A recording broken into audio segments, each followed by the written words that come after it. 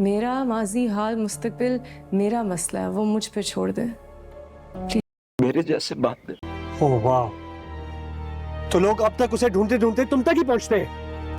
मेरे कंधे थक चुके हैं। माजी हाल और मुस्तकबिल पे तवज्जो दे।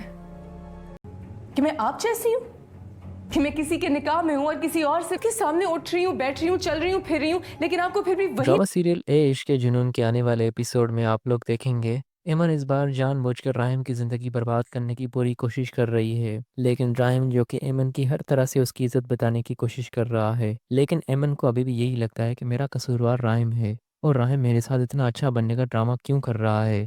आखिर इसके पीछे इसकी क्या वजह है। जब एमन का असली मुजरिम उसके सामने जब आएगा तब उसे पता चलेगा कि अब तक वो क्या कर रही थी राहिम के साथ और राहिम उसकी किस कदर इज्जत की हिफाजत कर रहा था। आफिया तो बिल्कुल भी नहीं चाहती कि एमन की याददाश्त वापस आए और उसे वो सब कुछ याद आए जो कुछ उसके साथ हुआ है, क्योंकि एमन को भी अब तक सब कुछ याद आ चुका है सिवाय सिवाय उस चेहरे के जिस चेहरे ने उसके साथ ये सब कुछ किया है। उसे उसका चेहरा बिल्कुल भी याद नहीं आ रहा। एमन इस बार खुद से काफ़ी कंफ्यूज हो चुकी है कि अब आगे उसे क्या करना चाहिए। जानबूझकर जब एक इंसान उसके साथ इतना अच्छे से बिहेव कर रहा है, उसकी हर छोटी छोटी खुशी का ख्याल कर रहा है, लेकिन एमन बिला वजह राहिम के साथ ड्रामा कर रही है। उधर शेरोज़ अपनी खुशियां मना रहा होगा कि उसके साथ कुछ भी बुरा नहीं होगा, क्योंकि एमन को जिस तरह सब कुछ याद आ चुका है सिवाय शेरोज़ के चेहरे के। तो वहाँ पर आफिया बेगम ये सारी रिपोर्ट शेरोज़ को दे रही होगी कि तुम बिल्कुल बेफिक्र रहो, मैंने यहाँ पर एमन को अपने कंट्रोल में कर रखा है और डॉक्टर के कहने के मुताबिक मैं उसे वो सारी दवाइयाँ वक्त पे वक्त दे रही हूँ जिससे उसकी मेमोरी